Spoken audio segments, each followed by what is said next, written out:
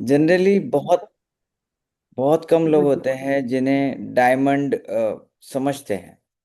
ज्यादातर लोग है ना अपनी जिंदगी व्यतीत कर देते हैं, मतलब कर देते स्पेंड कर देते हैं, ऐसा हम कहेंगे कि वो लोग कभी कभी लोग डायमंड समझ ही नहीं पाते। मतलब उनके बाजू में जो हीरे हैं उनको देख भी नहीं पाते, समझ भी नहीं पाते, और कुछ लोग तो जानना भी नहीं चाहते। तो दोनों भी लोग हैं।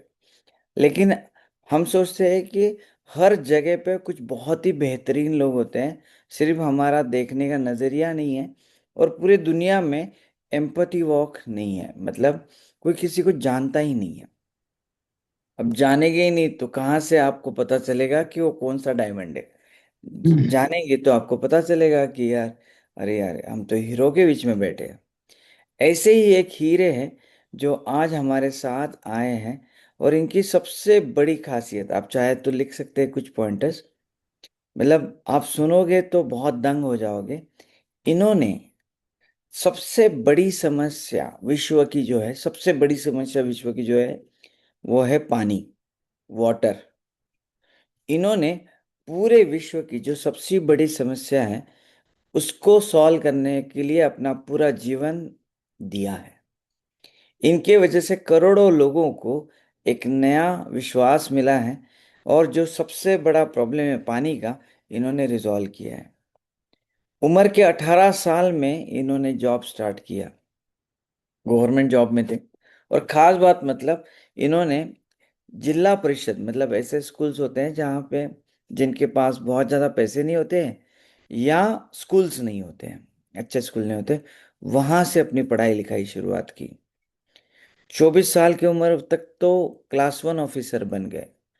मतलब अपनी मेहनत और लगन से इन्होंने बहुत कुछ हासिल किया है। इन्होंने बहुत कुछ किया है, लेकिन मुझे लगता है कि आप उनके ज़बानी सुनेंगे ना तो बहुत आपको अच्छा लगेगा। और मैं आप आखिरी में उनके बारे में दो और चीज़ें बताऊंगा जो आप सुन के हैरान हो जाएंगे। इनकी सबसे बड़ी खासियत है कि ये इन्होंने गवर्नमेंट ड्यूटी में रहकर जो देश की सेवा की है वो बहुत ही अद्भुत है।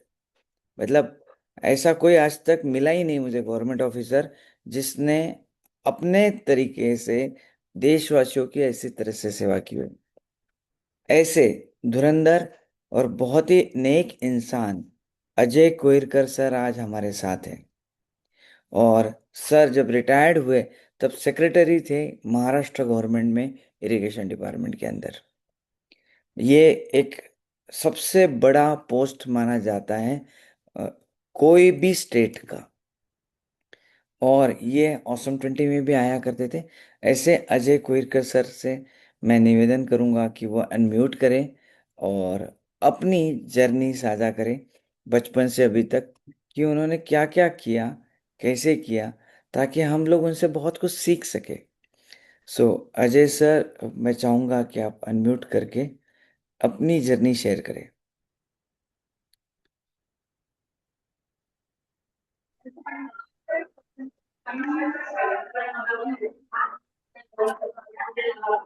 Good morning everybody.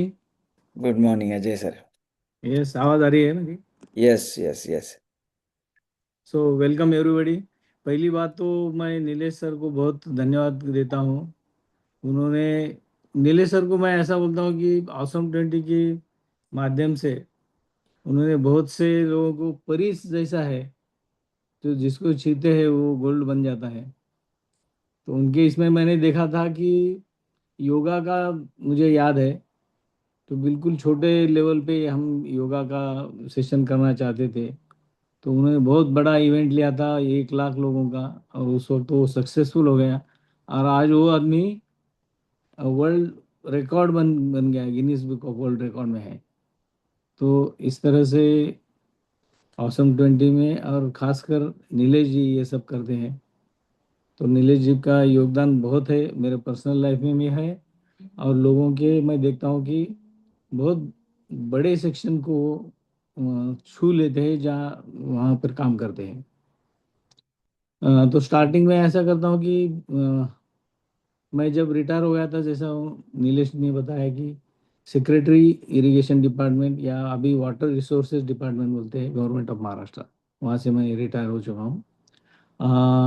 मेरी जर्नी शुरू हुई है, बाय बर्थ में वैसा हैदराबाद में है। हमारा घर हैदराबाद में था, लेकिन मेरे पिताजी पूरे मराठवाड़े में उनका पोस्टिंग हुआ था। तो पूरा एजुकेशन मेरा मराठवाड़े में है। एक्चुअली मैं सिर्फ बॉर्न वहाँ पर हूँ, लेकिन ब्रॉटअप पूरा मराठवाड़े महाराष्ट्र में है। तो अहमदपुर तालुका करके लातूर डिस्ट्रिक्ट में है, उसमें छोटे छोटे गांव है। तो जहाँ जहाँ भी पिताजी जाते थे, वहाँ हम स्कूल में, उनके स्कूल में वहाँ पढ़ने के लिए जाते थे। तो जिला परिषद, high school, school Chikhli, Kingaon, ऐसे छोटे छोटे गांव हैं। जहाँ पर जब मैं पढ़ाई करता था तो आजू बाजू में कोई इतना ऐसा इन्वायरमेंट नहीं था कि कोई क्लासेस ले, ट्यूशन ले या एजुकेशन करे। तो बस अपने खेती में काम करेंगे या इधर उधर, बस घर में कोई कुछ काम नहीं है तो चलो स्कूल जाते हैं। तो ऐसे माहौल के अंदर एजुकेशन हुआ है। लेकिन बचपन से पता नहीं मुझे, या तो पेरेंट्स का इन्फ्लुएंस रहेगा, तो एजुकेशन में ही मेरा पूरा इंटरेस्ट रहता था, या एजुकेशन में ही करता था। हाँ, उस वक्त गांव में बिजली भी नहीं रहती थी, तो कंदील में, या क्या बोलते हैं उसको, बत्ती, बत्ती बोलते हैं उस वक्त, उसमें पढ़ा करते थे। तो 10th में मैंने जिला परिषद किनगांव डिस्ट्रिक्ट लातूर में मैंने पढ़ा, तो वहाँ पर मैं मेरिट में आया था। उसके बाद एजुकेशन में मुझे पता चला कि डिप्लोमा जब करते हैं इंजीनियरिंग का, तो गवर्नमेंट का जॉब मिलता है, ऐसे सब लोग बोलते थे। तो वैसे हम वैसा गरीब घराने से ही है, पिताजी प्राइमरी टीचर ही थे। तो 3 साल में बच्चा हाथ को आ जाता है। तो इस तरह के सब कॉन्वर्सेशंस होते थे।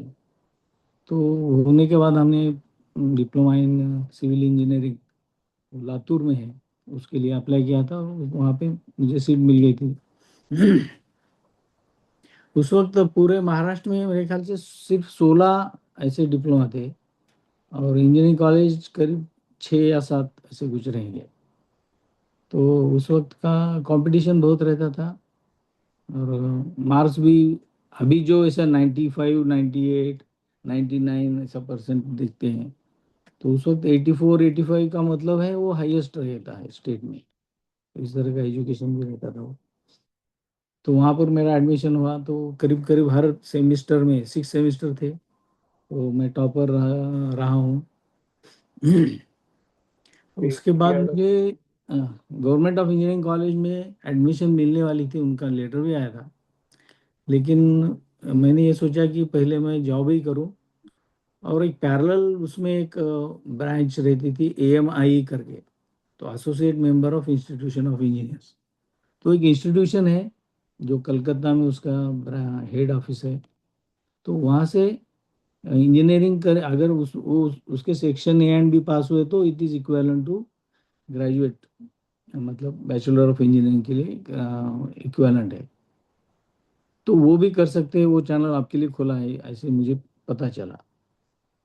तो मैं पहले गवर्नमेंट को ज्वाइन हो गया। तो 18 साल मुझे पूरे नहीं हुए थे जब मैं जहाँ अप्लाई किया था, तो वो बोले थोड़ी देर रुकना पड़ेगा आपको, क्योंकि 18 के पहले आप गवर्नमेंट जॉब नहीं कर सकते। तो थोड़ा 10-12 दिन मुझे रुकना पड़ा था।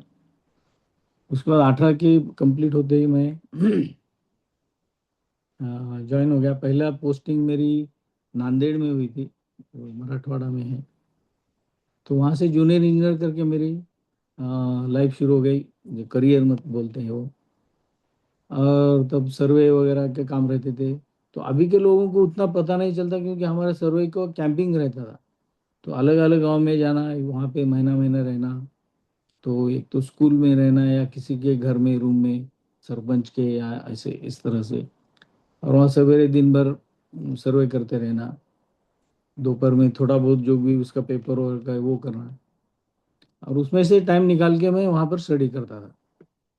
तो जैसा भी ऑफिस का भी काम करता था, और उसके साथ साथ स्टडी भी करता था। तो इस तरह से मैंने ईएमआई कंप्लीट करी।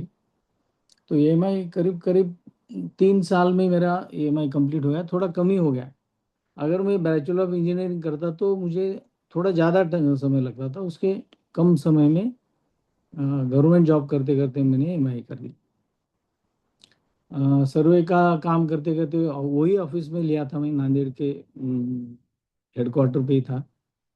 उसके बाद में फिर एमपीएससी की एडवर्टाइज आई थी कि इंजीनियरिंग के लिए एमपीएससी में जगह निकली थी।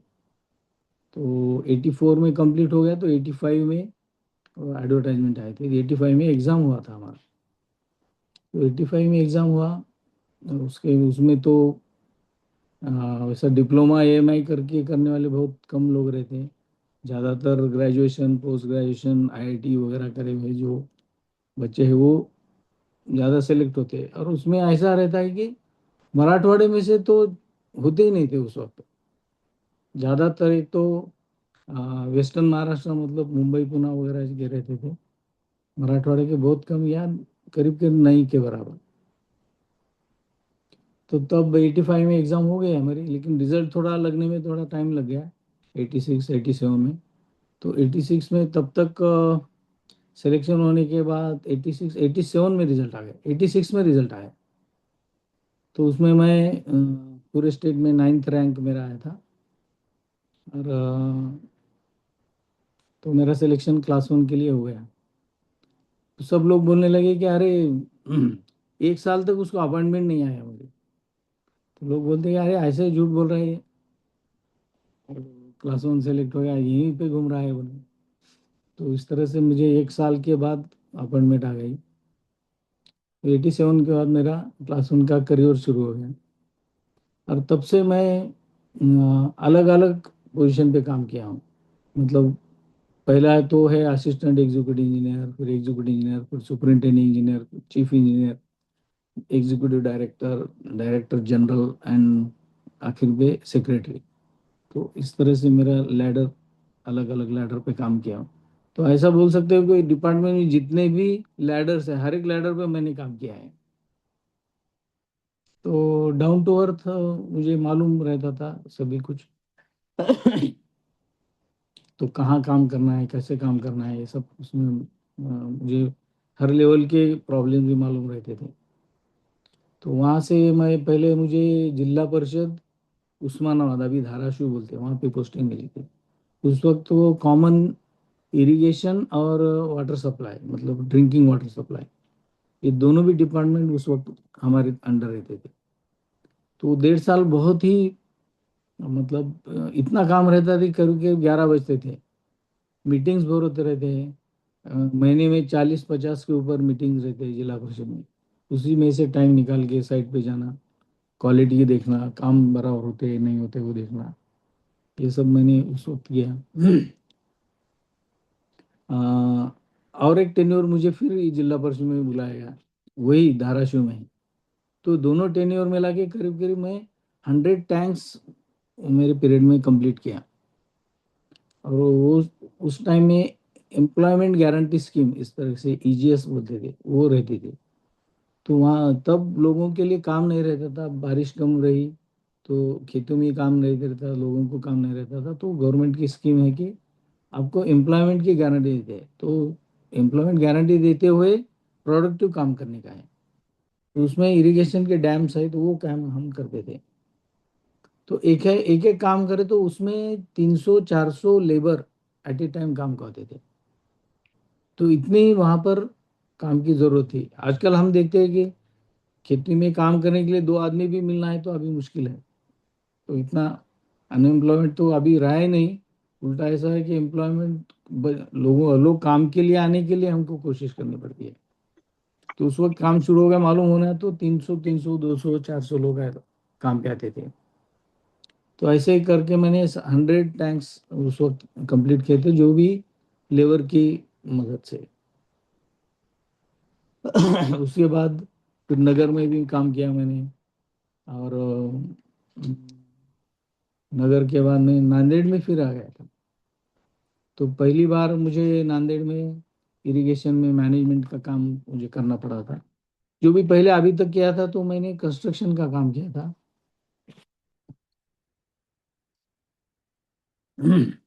कंस्ट्रक्शन मतलब एग्जीक्यूशन था।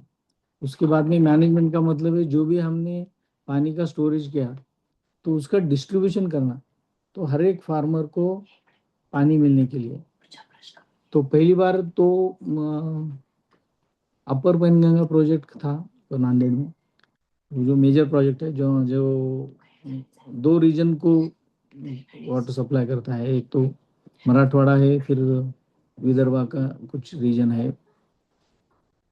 तो वहां पर पहली बार ऐसा हुआ था कि वो डैम में पानी बहुत कम था, 50% ही पानी था, और उसमें पानी किस तरह से देना है, तो वो एक बहुत चैलेंजिंग काम था। तो उसके लिए मैंने जो भी इरिगेशन के टेक्निकल नॉलेज था वो सब यूज़ करके, लोगों को इन्वॉल्व करके, हमारे स्टाफ को इन्वॉल्व करके, कि इतना कम पानी में हमको करना है तो बहुत स्ट्रिक्टली फॉलो करना पड़ेगा। हम शेड्यूल करते थे, इसके पहले कभी शेड्यूलिंग नहीं होती थी। तो शेड्यूलिंग कर से हर एक ब्रांच, तो पानी ऐसा रहता है कि 24/7 वो फ्लोइंग रहता है। तो आपको मैनेज इस तरह से करना पड़ता है कि उसकी कैनल के अलग अलग कैनल गेट्स अलग अलग इंटरवल पे ओपन करने पड़ते हैं, क्लोज करने पड़ते हैं। तो सब उसका ट्रैवल टाइम रहता है, लोगों को एक एकड़ इरिगेशन करने के लिए कितना टाइम लगता है, उसके हिसाब से वो सब कैलकुलेशन करके करना पड़ता है। तो दिन रात वो हम काम करें उसमें भी। वायरलेस सेट भी रहते थे, हमारी गाड़ियों पे रहते थे। इवन मैंने अपने बंगले में जो भी गवर्नमेंट का मुझे दिया था वहाँ पर भी मैं लगाया था। तो दिन रात उसमें करके हाईएस्ट रिकॉर्ड उस वक्त इरिगेशन का हुआ था, पानी कम होने के बाद भी। और उसमें से थोड़ा पानी भी बचा भी था। तो लोगों को वो सब इतना लीगली चल रहे, तो लोगों को बहुत लग रहा था कि ये बहुत बराबर आदमी नहीं है, ये अपना बहुत तकलीफ देता है सबको। तो सभी ने कंप्लेंट किया था कि इसको ट्रांसफर कर दो। लेकिन उस वक्त ऐसा था कि वो वहाँ पर कोई बजट भी नहीं था रहता था, और ज़्यादातर काम करने के लिए कोई आने को तैयार नहीं रहता था। तो मुझे रिप्लेसमेंट कोई मिला नहीं, तो उनको सहना पड़ा मुझे। लेकिन दूसरे साल जब पानी नहीं गिरा तो 6% मैंने बैलेंस रखा था, 8% बैलेंस रखा था, 6% बाद में दूसरे साल में आया। तो 14% पानी रहने के बाद भी मैंने फिर दो रोटेशन उसमें दिए, मतलब साल में दो बार पानी दिए, जिसकी वजह से गन्ने की खेती और वहाँ पे जो फैक्ट्री थी उनके लिए बहुत अच्छा उनको पानी मिला, टाइम पे ना टाइम मिला, और उनका गन्ना बराबर हो गया। अदरवाइज ये अगर ख़त्म होता था तो उनकी गन्ना पूरा जल जाता था, उनको कोई भी इनकम नहीं होती थी। तो दूसरे साल में मुझे बहुत अप्रिसिएशन मिला। तो उसके बाद भी फिर जायकवाड़ी में भी काम किया। जायकवाड़ी इससे भी बड़ा प्रोजेक्ट था, वो करीब करीब उसमें भी रिकॉर्ड इरिगेशन हुआ था, 1,40,000 50,000 हेक्टर्स एक ही प्रोजेक्ट में। तो इरिगेशन करते वक्त हर एक फार्म को इक्वल इंटरवल पे उसको पानी देना चाहिए था, रहता है। तो एक भी फार्म नहीं छूटना चाहिए। तो 1,45,000 के इसमें एक भी फार्म नहीं छूटते हुए उनको इरिगेशन की फैसिलिटी हम करते थे। तो इस तरह से वो भी हो गया। बाद में फिर वो भी रिकॉर्ड हो गया। बाद में रिकवरी, जो इरिगेशन गवर्नमेंट की रिकवरी थी, उसमें भी रिकॉर्ड हो गया। जो भी इरिगेशन रिकवरी के उसमें असेसमेंट जो बोलते हैं, बहुत से ऐसे सेक्टर्स थे जो टैक्स के दायरे के बाहर रहते थे। उसमें सुपरविजन करके वो देखे जितना भी सब टैक्स में आ जाते वो सब कर जाता। और 4 साढ़े 4 साल तक मैंने उसमें उसमें एक और चीज़ अप्रिशिएबल थी कि 2006 ये ईयर बहुत बड़ा बारिश के लिए ये था। तो इतनी बारिश हुई थी कि वो रिकॉर्ड, मतलब उस अब तक वो प्रोजेक्ट में इतनी कभी फ्लड नहीं आए थे। तो उस वक्त हमको करीब करीब 10-15 दिन नींद भी नहीं लगती थी, सोने भी नहीं आता था कि इतना पानी ऊपर से आ रहा था, नीचे छोड़ना पड़ रहा था। ऊपर के लोगों का बोलना था कि ज़्यादा से ज़्यादा पानी छोड़ो, और नीचे 3-4 डिस्ट्रिक्ट है, वो लोगों का कहना था कि तुम इतना पानी क्यों छोड़ रहे हैं। उन्हीं मिनिस्टर्स परेशान थे। चीफ मिनिस्टर आए थे, चीफ मिनिस्टर ने भी, डिप्टी सीएम भी थे, उन्होंने भी उसको विजिट किया था। तो वो सब उनके बाद उसमें थोड़ा सा ये हो रहा था कि आप कम पानी छोड़ो। तो मैंने उस वक्त बताया कि अभी ये पानी छोड़ने के लिए बहुत ज़रूरी है, अगर अभी नहीं छोड़ेगा तो बाद में तो इसमें 2 टाइम्स 3 टाइम्स पानी छोड़ना पड़ेगा। वो सब उन्होंने मान लिया था। और इतना सक्सेसफुली मैंने वो कर दिया था कि एक भी उसमें आदमी का जो बोलते हैं कि कभी कोई आदमी मरा मरा नहीं उसमें। नहीं तो ऐसा देखते हैं कि थोड़ा बारिश आ गई तो ये बह गया वो बह गया। तो इसका मेन कारण है था कि हमने पूरा एक यूनिट बनाया था, जो कलेक्टर, कमिश्नर, तहसीलदार, पुलिस ऑफिशियल्स, इन सबको हमने उनको मैसेज दे के रखा था, बस इतना ही बात बोलना है आपको कि अभी इतना पानी आ रहा है, इतना बात इतना बढ़ने वाला है, कम होने वाला है, और उसके हिसाब से आप लोग ये गांव उसमें अफेक्ट होने वाले हैं। तो उनको अच्छा सा टाइमिंग मिल रहा था कि जो इवैक्यूएट कर सके। तो फोर्सफुली इवैक्यूएशन का भी काम बहुत अच्छा हुआ था। और उनको पर्यायी जो रहने के लिए रिहेबिलिटेट करने का टेम्पररी, वो सब वो कर सके थे। उसकी वजह से किसी का भी डेथ नहीं हुआ उसमें, इतना बड़ा पानी छोड़ने के बाद ही। तो एक बड़ी चीज हुई थी। बाद में इरिगेशन भी ज्यादा हुआ, इरिगेशन की रिकवरी भी ज्यादा हुई थी, वो भी रिकॉर्ड है तब तक के पीरियड में। उसके बाद में वाशिम डिस्ट्रिक्ट में मुझे अपॉइंटमेंट मिली थी। वाशिम में भी एक ही साल में, 1.5 साल में करीब करीब 25 माइनर इरिगेशन टैंक उनके गॉर्स फिलिंग किया था। मतलब उसमें पानी पहली बार वो अड़ा दिए थे। तो वो भी उसमें वो पूरे विदर्भा के लिए वहां पर मुझे अप्रिसिएशन मिला था कि विदर्भा में सबसे अच्छा काम आपका हुआ है।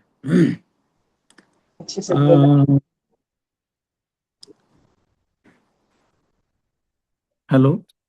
हाँ, यस। अजय जी, आपका जो टाइम रिटायर, हो रहा है। हाँ, 9:20। लेकिन आपका जो लास्ट वाला जो है ना, सबसे इम्पोर्टेंट, जो आपका रिटायरमेंट के पहले का जो हाँ, सक्सेस है, जब वो मुझे आप उसके बाद में एक। चीफ इंजीनियर औरंगाबाद की, मतलब अभी संभाजी नगर वहाँ की पोस्टिंग मिली वाशिम के बाद। तो तब से मैंने देखा कि मराठवाड़े में पानी है, लेकिन वो सैंक्शन नहीं हो रहा है, या उसको ठीक तरह से उसका प्रेजेंटेशन नहीं हो रहा था। तो उसके लिए मैं करीब करीब 3 6 साल मुझे लगे कि सबको बताने के लिए, उसमें कोशिश करने के लिए। इतने मेरे करस्पॉन्डेंस भी इतना था हर एक लेवल पे, जहाँ भी चीफ मिनिस्टर के साथ मीटिंग रहती थी या हर एक चीज, हर जगह पे मैं बोलता था कि यहाँ पर है पानी, वो देना पड़ेगा आपको ये जगह पे। तो मानते कोई नहीं थे। तो प्रपोजल मैंने बनाया था, जो चीफ इंजीनियर था तो प्रपोजल मैंने भेजा। उसके बाद में मैं एग्जीक्यूटिव डायरेक्टर की पोस्टिंग हुई, तो एग्जीक्यूटिव डायरेक्टर से मैंने फिर रिकमेंड करा, क्योंकि उसके पहले रिकमेंडेशन नहीं हो रहा था। उसके बाद डायरेक्टर जनरल में गया, तो वहाँ से पानी का सर्टिफिकेशन था, वो भी नहीं हो रहा था, वहाँ से कर दिया। और आखिर में मुझे सेक्रेटरी मिल गया। तो सेक्रेटरी के पोस्ट पे जब मैं था, तब वो मैंने सैंक्शन करवा लिया था। तब जयंत पाटिल सर करके इरिगेशन मिनिस्टर थे, वो कन्विंस हुए थे। और रिटायरमेंट के जस्ट एक 4 5 दिन पहले ये सब उसका डिसीजन हुआ था। और वो लाइफ टाइम के लिए है, मतलब इसमें इसमें इतना पानी रहने के बाद भी वो मंजूर नहीं हो रहे थे बहुत से प्रोजेक्ट। स्टेट के लिए बहुत अच्छा, मतलब परमानेंट उसके लिए वाटर अवेलेबल हो गया है।